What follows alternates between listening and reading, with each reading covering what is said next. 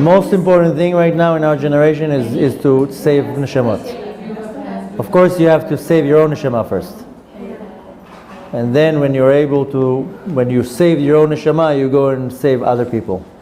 It's not a time in our generation to invest in business and money and nonsense. It's life, the chaim v'mavet. And any person can do it. And if they can't do it with their mouth, they do it with their legs. If they can't do it with their legs, they'll do it with their money. There's many ways to participate. There's no other thing valuable in Hashem's eyes by you going out of your way and you're pulling in another neshama to Kedusha. Needless to say, the tikkun that our nefesh goes through. If we did Hashem Yerachem, the worst things in history, the only tikkun is to save other neshamot. So in other words, everybody has to be shluchim. Yeah. B'chol drachecha deo. Everybody. Even in their place. Yeah, and even if you don't know how to talk, thank you. If you don't know how to talk, then you drive a rabbi that knows how to talk. Or you have money, you donate for this. Anything.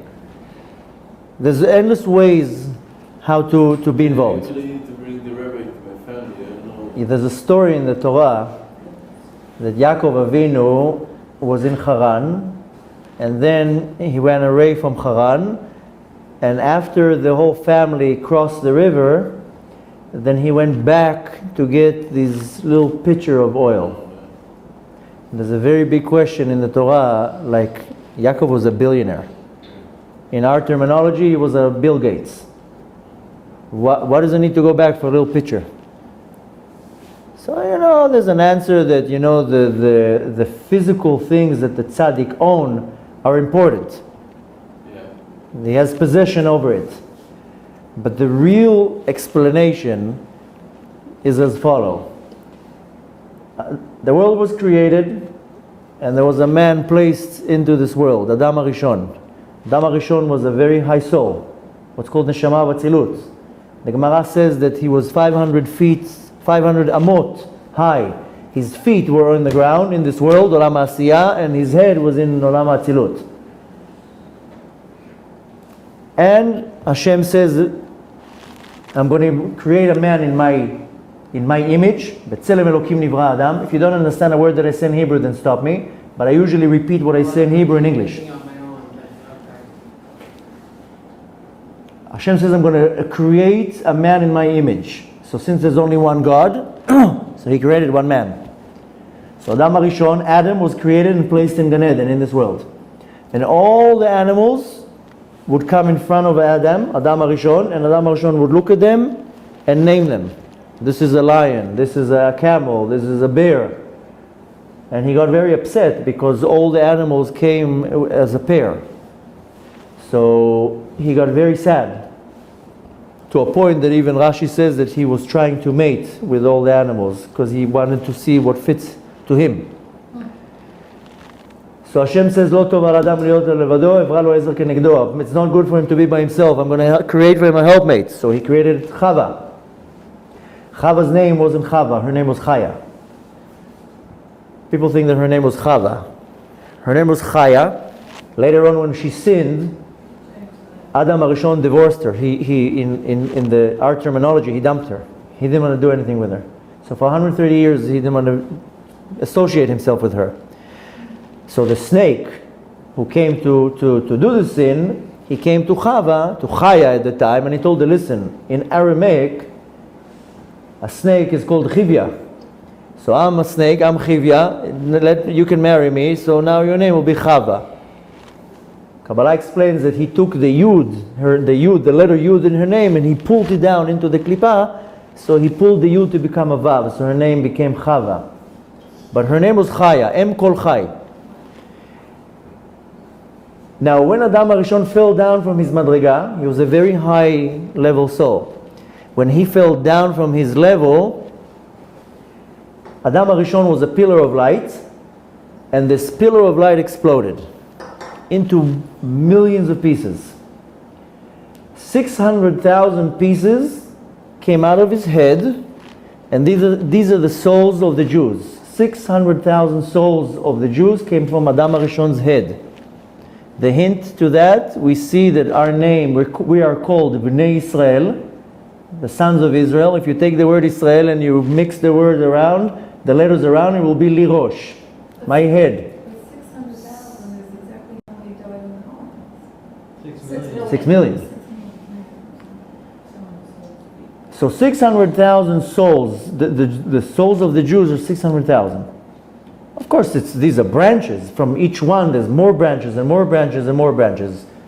But 600,000 sparks from Adam HaRishon's head exploded. These are the souls of the Jews. All the souls of the nations came from his body. And the hint for that we see is how do we call the non-Jews? We call them goyim. How do you say a body in Hebrew? Gviyah. So the goyim, the non-Jews, came from the body of Adam HaRishon. Now the sparks exploded all over the universe, and they fell all the way down to the spirit, to the physical world, and they fell down and got trapped in the Klipa, into the power of impurity that possesses this nitzotz Eloki, this godly spark that was part of Adam HaRishon's head. And since then we're on a quest bringing back these nitzotzot, these souls back together. When we're going to bring them all back together, we're going to reverse the situation, going back to Gan Eden, back to heaven. Now, there's a rule in Kabbalah that says, "Mamala mala nofel mata mata." What comes from the highest place will fall down to the most lowest place. If you take now a wall, a brick wall, and you push it, so the bricks that are on the top will fall the furthest away, and the bricks that are on the bottom will fall just a little bit. So the highest souls fell down to the lowest place in the universe. When Yaakov Avinu went down to Mitzrayim, to Haran, Yaakov Avinu is also called Israel. He was the beginning. He's what's called the Bchir Sheba'avot, the best of the three. He went down to Haran. Now before he went down to Haran, he went 14 years to yeshiva. He went to the yeshiva of Shem and Ever, and for 14 years he didn't sleep. He went to Tzfat, that's where the yeshiva was, and he sat there for 14 years and learned Torah. Why? So he will have the knowledge and the power and the tools to go now to the worst place in the universe to start removing these godly sparks. Then he went down to Haran. Haran was Haron Af Shel Makom, the worst place in the universe. New York. Like where the most Tuma is. And what did he do? Hollywood. Whatever, New York, Hollywood, I know, same thing, same junk. So the first thing that he had to extract out of Haran, what he first of all took out of Haran was Rachel and Leah, the mothers of the nations, the heads of the nitzotz. So he had to take them out. It took him 7 years for each one. Lavan didn't trick him in the whole story. This really happened, but to understand the mystical explanation of it. It took him 14 years to remove this nitzotz Eloki that would birth all the neshamot. Then he had to take out the other two mothers, another two big godly sparks. Then he had to bring out from Haran the tribes, 11 of them. Now, Yaakov Avinu was known to be a billionaire in our terminology. And how was he rich? He had a lot of cattle and flocks and sheep. You know the whole story, how he would multiply them. And He said that the ones with the spots. exactly. Now, you know how he became rich? Because if you remember when he had the dream with the ladder, Sulam Yaakov, he woke up and he told Hashem, now I know that this is the place of God, and if you will take care of me, and if you're going to clothe me, and feed me, whatever you're going to give me, I'm going to give you Meiser. I'll give you 10%. So he made an eder. Whatever you're going to give me, I'll give you 10%. That's why the Gemara says that the mitzvah of Maaser is a segula to be rich. So what did Yaakov Avinu did? He used to give Meiser from his sheep. Now we're going to sidetrack for 1 second from the story. Very few tzaddikim in our history were in such a high level that they would able to look at a person and see his reincarnations. The Arizal would look at a person and he would know all his previous lives. Everything. You give him what he has to do in this world. Not only that, the Arizal would sit, and if a person will go to see him, an angel will come to the Arizal and says, that individual is on his way to you, this is the answer he needs. The person would walk into the room, he would just tell him, this is the answer, okay, leave. This is what a level the Arizal had. The Baal Shem Tov had the same level like the Arizal. So there are certain individuals in our history that they had unbelievable Ruach HaKodesh. One of them is a rabbi in the name of Israel. And he's one of the disciples of the Baal Shem Tov. He's the head of the movement of Satmar. Rabbi Nachman is the head of Breslev, the Alter Rebbe, Baal HaTanya is the head of Chabad. They were all Talmidim of the Magid from Mazrij. The Baal Shem Tov had a disciple, the Magid from Mazrij. He had 7 Talmidim. He was unbelievable tzaddik in levels that we cannot understand. And he was saying on himself that he knew and remembers all his reincarnations. And he, not only that he knew exactly who he was, when he was, he knew everything.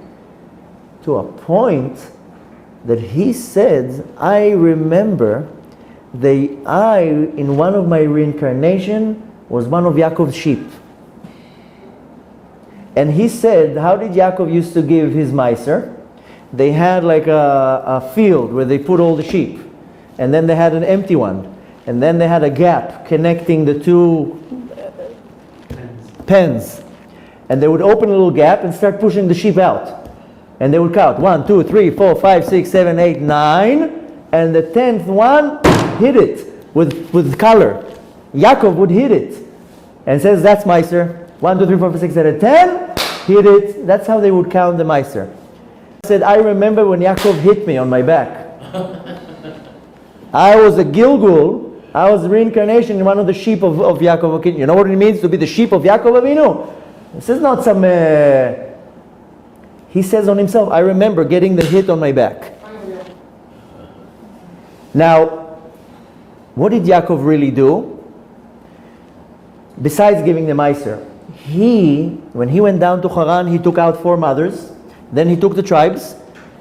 And if you look in our sources, it says when Yaakov Avinu went out of Haran, he came with a lot of money. He came with 600,000 sheep. He took out all the neshamot out of Haran. Now when he crossed the river, he forgot this pitcher of oil. And he went back because the best of the neshamot was in the oil. The most special neshamot that got stuck in the worst place, he went back to them. Now what happened? Comes the Samech Mem to start fighting with him, the Satan, the angel that belongs to Esav, Sar Shel Esav, comes to start fighting with him. And they fight the whole night. And they're fighting, and what does it says? That because they were fighting so much, there would be dust. Avakra reglehem, the ashes, not the ashes, the dust from the floor. What are this afar? It made their feet dirty, their legs. These are these neshamot. Yaakov was fighting for the neshamot. The Samech Mem came to take them. No, you're leaving them to me. And Yaakov Avinu fought with him the whole night, and he took them out. And this pitcher of oil went in our history from one hand to the other. That's the pitcher of oil that Moshe Rabbeinu anointed everything. When he put the oil on everything, on his stick, on his all the kelim of the Beit HaMikdash, that's the pitcher of oil. And you know where that pitcher was found again? In Chanukah. That's the pitcher. So this pitcher is walking around with us for generations. Now Rabbi Nachman says that in our generations, these souls are going to be stuck in the worst place. And these are the souls from this pitcher of oil. These are the elite of the elites. That the Samech Mem is holding them, he's not letting go. And in our generation, you see that the people that are far away, they are so far away, they are stuck in idol worship in the Far East, in drugs, in all the worst things. And you're looking at them and you're like, eh. Now the thing is that he would tell him, he said on himself that a lot of the tzaddikim would go up to the heavenly court And they would get 100% Gan Eden, because they would be a tzaddik. And most of them would say, that's not fair, man. I was a tzaddik. How can you give me Gan Eden? That's not a real Gan Eden.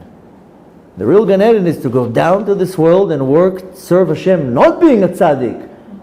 They say in Hebrew, Chokhmah Gdolah, to be a tzaddik and to get Gan Eden. Send me to the world with nisyonot.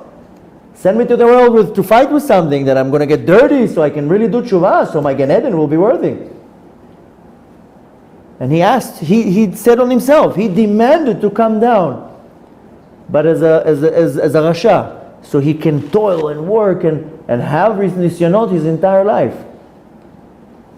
Now we have to understand, these Meiser of Yaakov, they came down to all these generations as all these Admorim. You know what it means to be a sheep that belongs to Yaakov? They came down here as rabbis. That's the level of the neshama. But he says on himself that these neshamot, they ask to come down and say, there's no chokhmah. What's the point of coming down here as a tzaddik? Throw me in India in idol worship, and throw me in, I don't know where, New York, Hollywood. Let me get out of the dirt. Then I'm going to come out with all the klipots. And these souls in our generations, that it seems like they're stuck in the worst place, and they experience the worst things. They go through the worst things. Like you said, don't need to repeat it. And they find themselves in the worst places. Why? Because I have to extract the most valuable godly spark. I have to go there myself. I have to go into the Klipa and get dirt and get dirty and be slave to the Klipa and to be able to come out of it.